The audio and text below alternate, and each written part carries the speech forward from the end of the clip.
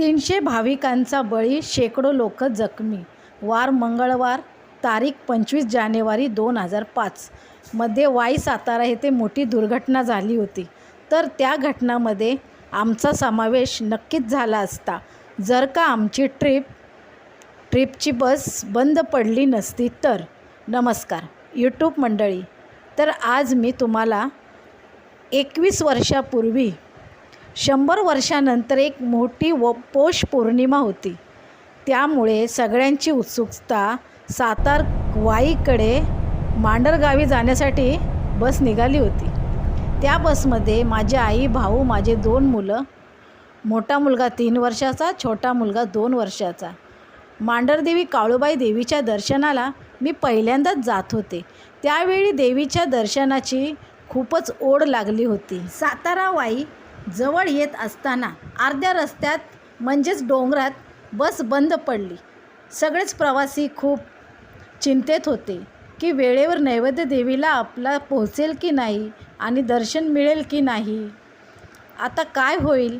आणि मग ड्रायव्हर आणि क्लीनर गाडी बनवत होते. खूप वेळ झाला होता. सगळे चहाची टपरी शोधत होते तर कुणी कुठे जात होते. 21 वर्षापूर्वी कुणाकडेच स्मार्टफोन नव्हता की फोटो व्हिडिओ काढून टाईमपास करतील. तर आपल्या नातेवाईकांना काही लोक फोन करून आपली खुशाली कळवत होते. सकाळच्या 9-10च्या दरम्यान बस चालू झाली. सगळ्यांचा जीवात जीव आला. सगळे बसमध्ये बसले. 10:30 वाजेपर्यंत मांढरच्या डोंगराच्या पायथ्याशी पोचले. सगळे प्रवासी आपली जागा पकडून तयारी करून देवीचं नैवेद्य बनवत होते. तर कोणी कोंबड्याची दैत्याला बळी देऊन त्याचा प्रसाद बनवत होते. देवीच्या दर्शनाला जाण्यासाठी तयारी करत होते. मी माझ्या मुलांना तयार करत होते. आमचा नैवेद्य बनवून झाला होता. ठीक 11 ते 12पर्यंत. तेवढ्यात काही लोक ओरडत येत होते. बोलत होते की देवीच्या मंदिरात खूप लोक खाली पायरीवर पडले आहे आणि चेंगराचेंगरी जोरात चालू आहे.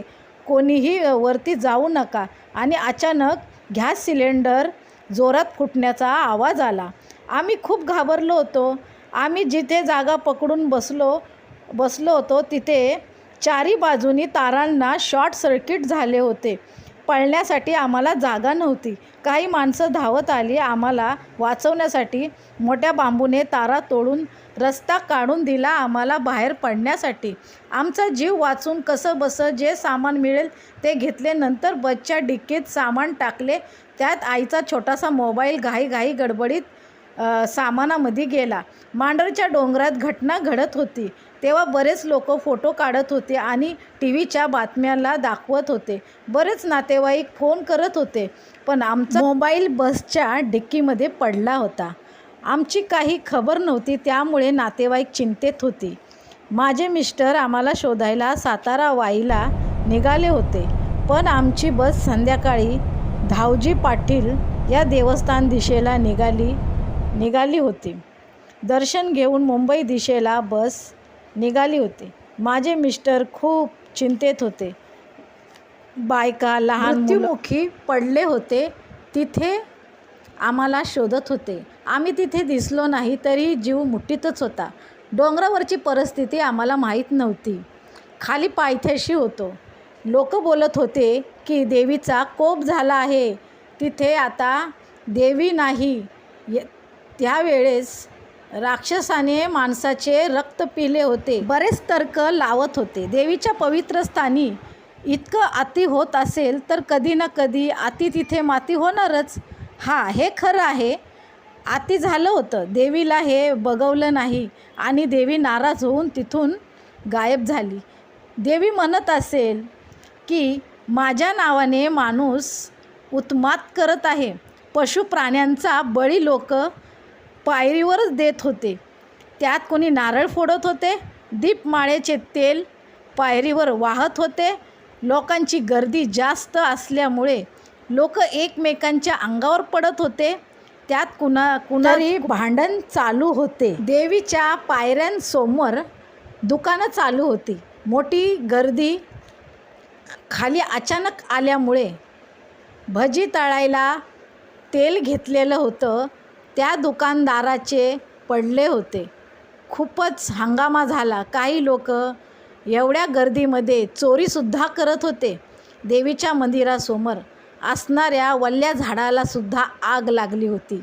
देवीच्या पवित्र स्थानावर काही लोक वाईट भावनेने येतात तर कोणी कोणावर करणी करण्यासाठी येतात. झाडावर खूप साऱ्या काळ्या बाहुल्या लटकवलेल्या होत्या. लिंबू होते, त्याला टाचण्या लावलेल्या होत्या आणि झाडावर खिळे ठोकलेले होते आणि ती काळूबाई तर जगज्जननी आहे. तिला हे कसे बघवेल की माझाच माणूस माझ्याच माणसाला मारत आहे. श्री मांढरदेवी काळूबाई ही सात्विक देवी आहे.